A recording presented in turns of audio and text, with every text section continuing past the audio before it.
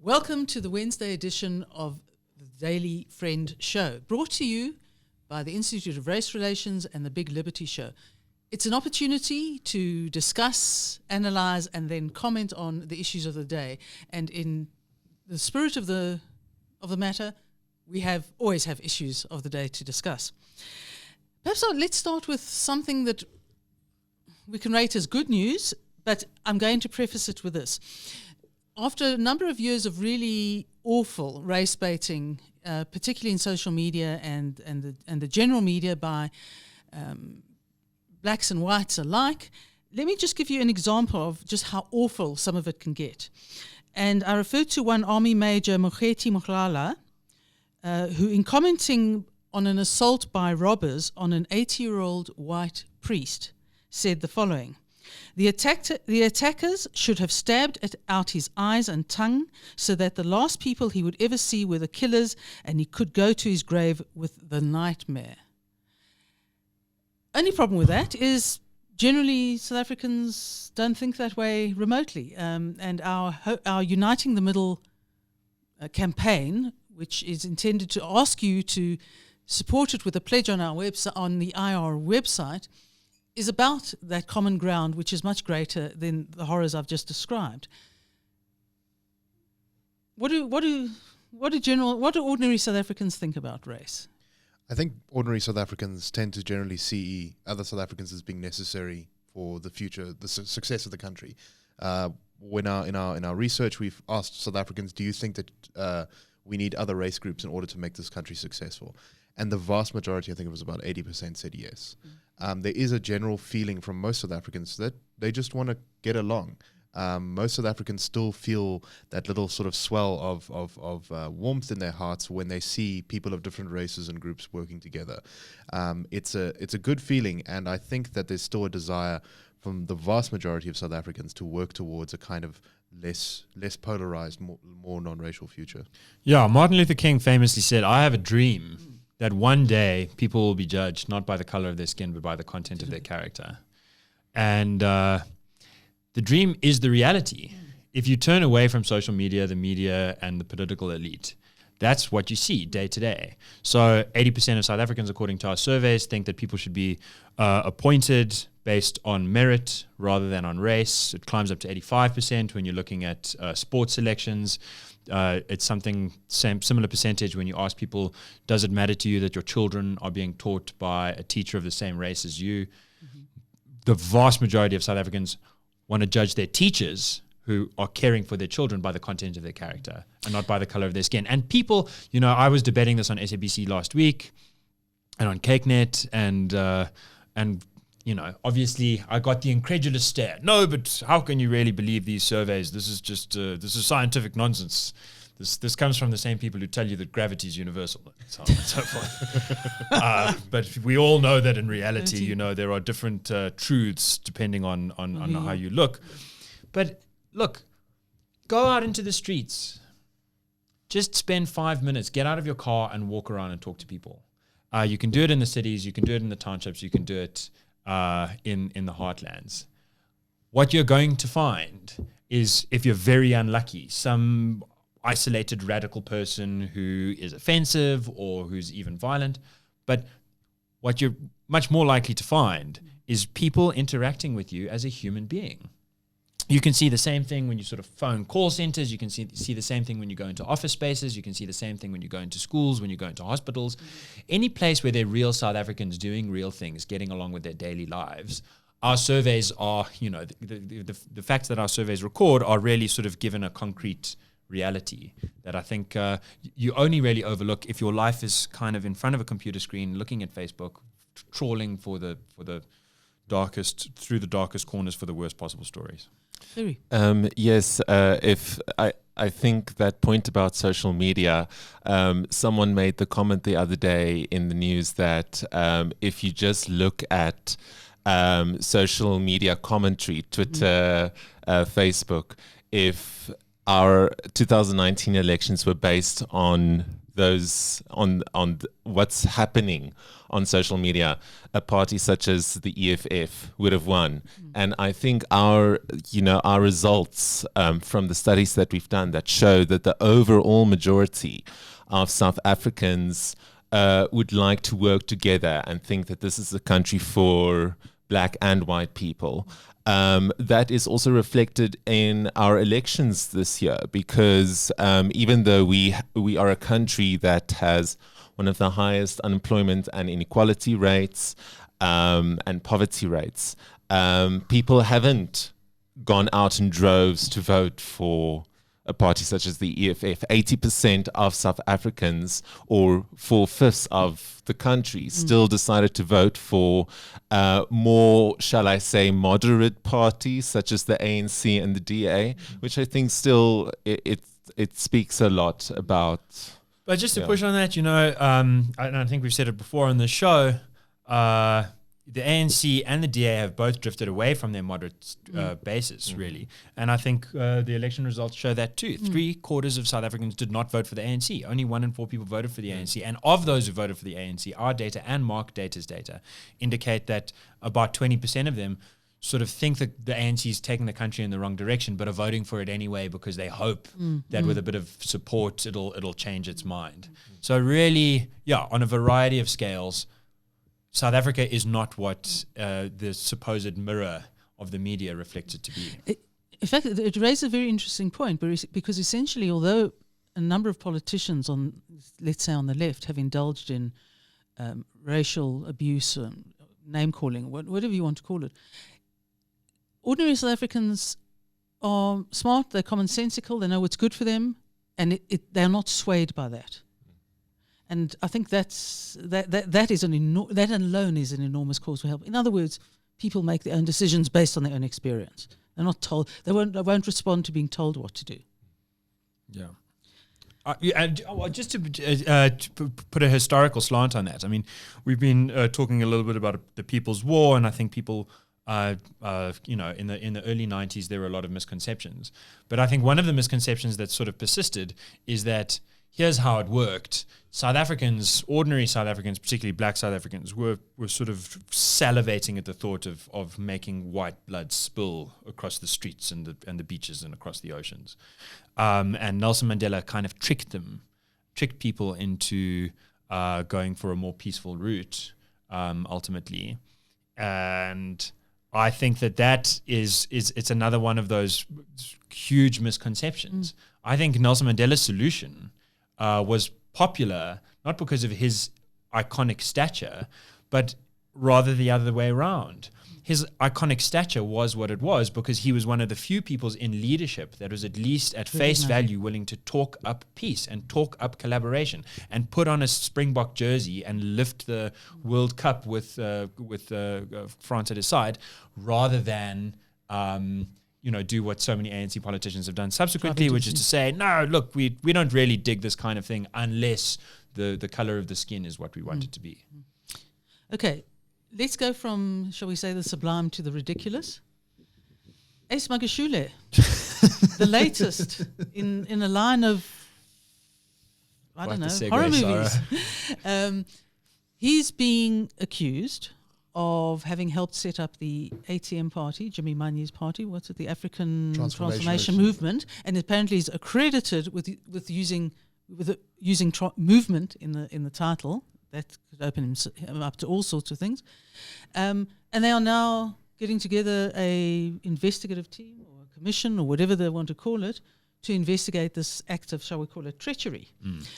And Kgalema Motlanthe and Frene Ginwala, with all due respect to their generally very committed investigating, are being trotted out again. Is anything they say going to be acted upon? I think it's very possible. I mean, so there was this thing with the Reserve Bank when Magashule said, we're going to move towards nationalizing it, and then the ANC came out against him, and then he released a statement just slightly, I think it was before, after by like 20 minutes, saying, no, we agreed that we are actually going to go through it. And then he had to retract that, and he sort of said, oh, no, I was hacked. I didn't actually say, I didn't go against the party. And that showed weakness.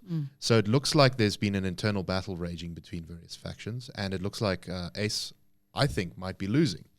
And this would be the killing blow. So these rumors have been going around that Zuma and Zuma's faction have been heavily involved in the ATM since before the election even. And so now that the election's over, I think Cyril might be trying to make his move, and this might be the mechanism by which to do it. Now, what does that actually mean for policy? Well, it's very difficult to tell, because just because they get rid of ACE doesn't necessarily mean that suddenly, a raft of pro-market, anti-labor sort of regulations are going to come in. But it does mean, though, that Cyril's at least trying to strengthen his hand inside the ANC. Surely it really is the killer blow. I mean, there is no way a party can keep someone as a member, Zuma as well, who has essentially assisted another party to be set up for any reason whatsoever. I'm less confident, I think, partly because of the ANC's traditional tripartite alliance. There's just decades of precedent for ANC members and SACP members to be hand in glove, collaborating with each other, and there's lots of card-carrying communists that are on the cabinet. So I think that one of the arguments, if the evidence sticks them to the ATM, I think one of the things they might like to say is, well, look, we are trying to strengthen the ANC both from inside and from the outside. We think it's useful to do that. We think that the EFF collaborating with the ANC on such policy proposals as expropriation without compensation is a precedent for it. We think that the SACP ANC collaboration sets a precedent for it. And why are you guys being so dogmatic about us sort of saying, look, we're loyal to the ANC and we're campaigning for the ANC and we want the ANC to do well, but we think that a stronger and more virulent opposition is healthy for South African democracy. I'm not saying that it's a perfectly reasonable argument, but I do think it's the kind of argument that provides potentially enough cover for them to keep going. Now, just on the policy question, how much does it really matter? I think it's kind of crazy that Cyril Ramaphosa, there's two questions, right, with the Reserve Bank, which was the big fight of last week. The one question is, what are you going to do? What should the Reserve Bank do in terms of the money supply? The other question is, what should the state-elected government's relationship be to the Reserve Bank? Now, there's been disagreement between Ramaphosa and Ace Magashule about the former question, but there's been zero disagreement on the latter question. Ramaphosa said, and I quote, I want someday, I'm not quoting directly, but it's something to the effect of, I want one day for the government to own the Reserve Bank. It was in the manifesto of the ANC. It was in the manifesto of the ANC, and in his statement last week, he said that again. And the next day, the Business Day's sub-headline was, President says he does not want to ANC will not seek to nationalize the Reserve Bank. This is magical thinking taken to like an absurd degree. So I think that Ramaphosa might be worried at a personnel level by someone like Ace Magashule being around, because he might be deposed down the line if he is exposed in some way, and Bosasa kind of keeps lurking. But that doesn't necessarily mean he's trying to depose Magashule because he has a real policy plan that is at odds with Magashule's retention. I read this morning, I think, that if they were to change ownership of the bank to make it state-owned, it would cost a few billion rand to buy out the private shareholders. So presumably that is not going to happen. We're going to look at the expansion of EWC. Well, I mean, would it cost more or less than keeping SAA? And Less. Everything is less than keeping SAA. Okay, so this one is going to be certainly interesting to watch. I'd like to before we discuss the resignation of 11 members of parliament from the ANC, just slight diversion. I want to quote from the resignation letter of one of them, Batabile Dlamini. The resignation letter to ACE was just under 3,000 words long. Most resignation letters are usually one paragraph, but here we go. I am convinced that our own country is far from developing or improving because there are those amongst some of us that have the support of the media that have mastered the art of demonizing some of us, and unfortunately they are seen as very committed, clean and innocent when they have shares in some of those institutions. So the DA has basically challenged her within 48 hours in terms of the what's a Prevention and Combating of Corruption Act, to report it to the police, because you have to, right. If yes, you know there's report corruption going you've got to on, you're report it. obliged to. Do you think she will? I'm going to ask Gerrie. He can give a one-word answer. I think, she's right that, this country is not developing as it should. I think it's right that she has resigned, but that doesn't mean that the criminal charges against her aren't just going to be forgotten. She wants others to join her. In other words. Yeah.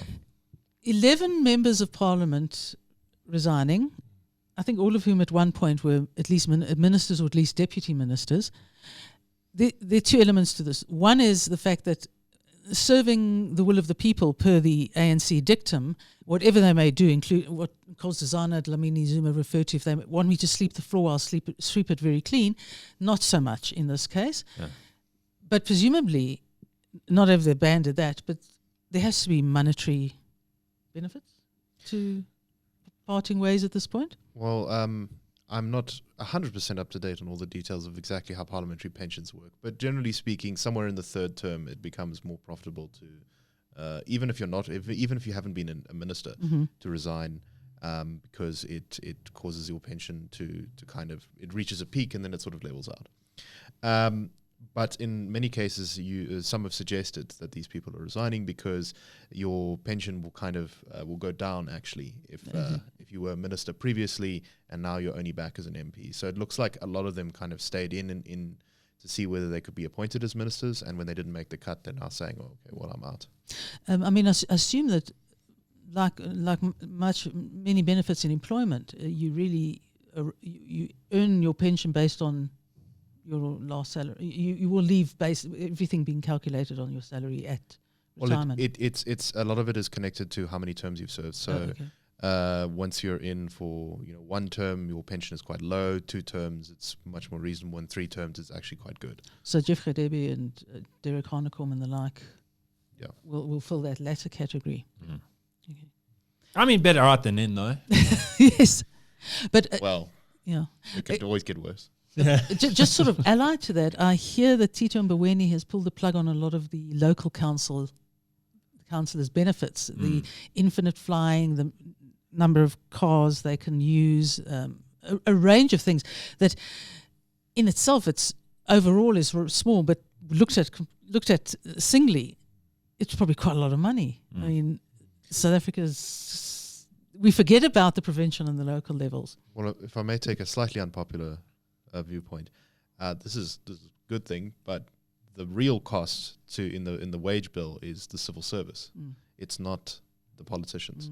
The politicians often, if they do make money, often it's through kind of corruption or something shady, or being put on boards. But really, the ones who actually get straightforward benefits and cash from government, the vast majority of them tend to be sort of civil servants, director generals, managers, those kind of things.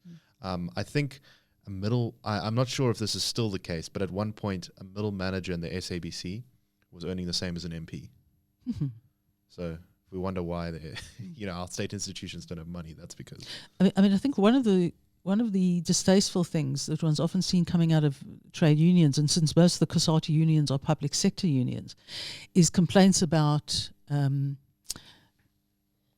victimization, exploitation, low wages, and then the wages are not low compared to most people, and then you have benefits on a huge scale, medical, pension, often housing, which people in the private sector would kill for, pardon me, especially I hope not. And it's that sort of dog in manger quality to their argument that makes a lot of COSATU union claims rather distasteful. Yeah, no, I mean, I think that's right. I've got to say, I do think that it can be a politician's role to set the example. So starting there, if it means further down the line, you get more reasonable benefits and more reasonable wages coming through the civil service. That would be something to be applauded. I do think that this government is in a strange position because there's a sort of old bit of wisdom, I think, that probably is generally true, which is that the time that you can really make serious change is sort of within the first 6 months of an election, because after that the balance of forces becomes so fixed that you get stuck at loggerheads.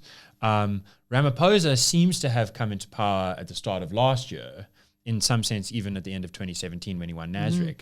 But there was the story that he'll only really have a mandate when he does it now, so there's a potential reset button.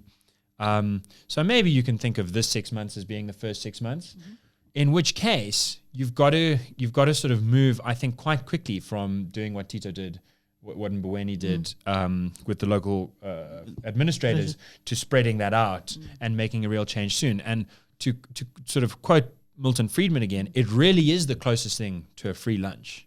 If you can have concentrated pain in the form of salary cuts and wage benefit cuts, and also in the form of firing a third of Eskom, for example. Retrenching a third of Eskom. That's concentrated pain, but for massively distributed gain. And the pain is being directed at people who've been well nourished by the pork barrel of the state. And so I don't think it is without some sense of just dessert. That is about as good as you can get. But you have to be quick, you have to be decisive, and you have to be prepared to take the heat that comes back off of that and own it and say, you know what, this might frustrate you, but this is for the good of the people. It seems that Pravin Gordhan, as Minister of Public Enterprises, interference in the wage increases of Eskom employees and the undertaking that there will be no retrenchments, thereby contradicting the stance of management, would have played a significant role in Phakamani Radebe's resignation from Eskom, because those very decisions are not being made. Right, and so I think that's one of the crises of the sort of good cop, bad cop ANC that you see with the nationalizing of the Reserve Bank, and you see with how Eskom is being dealt with. In a way, the worst thing that could happen is that we continue along this, what's sometimes called the Bafana route, where it ends up being a draw because you make a few positive changes, just enough positive changes that the media has something to latch onto, it's got something to keep telling the New Dawn story, but you don't really address the real problem. You make no genuine solution. And so you lack the kind of forceful goading from the media to force real changes, and you lack the real changes.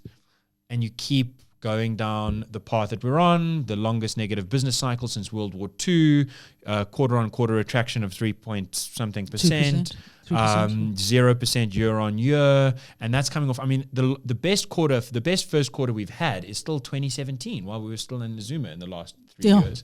That's a crazy position to be in. The New Dawn basically remains as ever upon the horizon, sinking below it, perhaps. The middle of the day. I just want to make a few points. I think it's Eskom and SAA especially that has played musical chairs with their CEOs, which does not inspire a lot of domestic or international confidence. And I think I read that 55 billion rand was used to bail out SAA in, I think, the recent few years. And once again, billions, and they've also estimated that it'll take about a few hundred billions to bail out Eskom in the next 10 years. This is money that could have been used for infrastructure projects, job creation, anything really. But tax the fact rebates. that, God forbid. But the fact that the state still clings to these it's purely for the reason of ideology, to support ideology. I call it socialist vanity projects. Socialist. Vanity and tied in with that, sort of, it's not just the SOEs; it's broader spending. We've been running on stimulus packages to boost the economy for the last decade, and the results have come in, and we're like, you know what the problem is? We haven't been doing stimulus. Okay, I'm going to swing completely and go to Gerrie, because you've written extensively on the subject, and I think you wrote, last week you wrote about a regressive step on not legalizing homosexuality in Kenya. But Botswana has just surprised us. I don't know if you... Yes, Botswana has taken the step to decriminalize consensual same-sex relations, which is, of course, the polar opposite of what Kenya did in May. I was a bit concerned that Kenya's decision would have some kind of influence over Botswana. Botswana's decision this week. However, Botswana's High Court has been actually one of the main, driving forces for LGBT rights in that country. In 2016, it was the High Court that in Botswana that ruled that Botswana can register their first LGBTQ organization. And then in 2017, the Botswana High Court further ruled that transgender people can legally change their gender. So Botswana has been very blessed with strong democratic institutions. In fact, they're a much more democratic society than South Africa based on international rankings.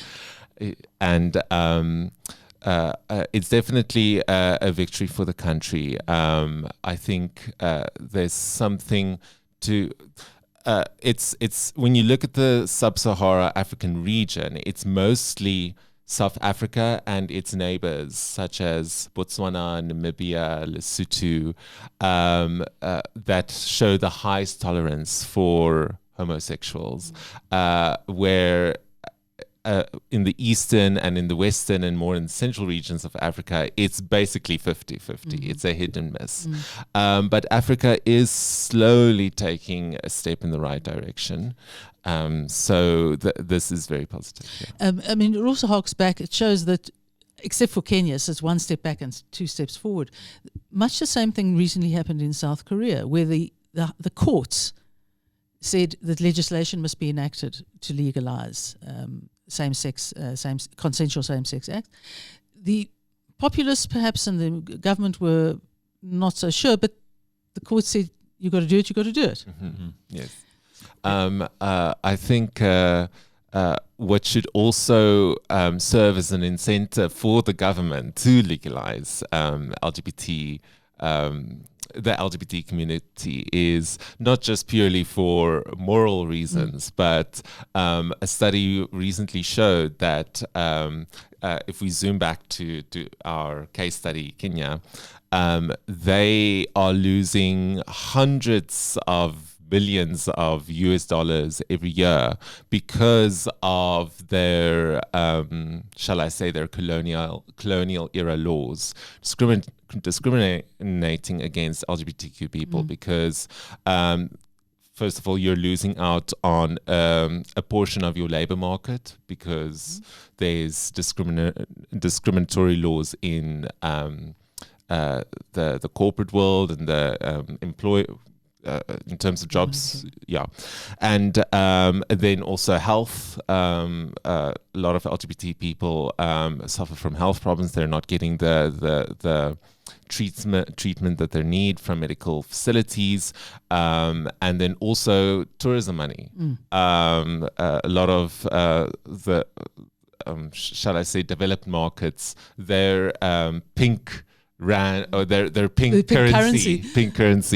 Those LGBT tourists are not going to come to a country such as Kenya and support their government with their hard-earned tourist money. So there's a lot of reasons to legalize gay people, and this move in Botswana is going to have a ripple effect throughout the whole country. LGBT people in Botswana will have access to health facilities. They'll have access to legal services. So great move. So Botswana might attract Kenyan tourism. Definitely. And I think what Botswana might also attract get from Kenya is LGBT asylum seekers. Because but they usually bring skills. They usually do bring skills, which is kind of sad how, I mean, South Africa as a leader on the continent in terms of gay rights. Of course, a lot of gay people on the continent will see South Africa as an easy, safe haven for them. So a lot of them travel to this country. And then we have our wonderful Department of Home Affairs, who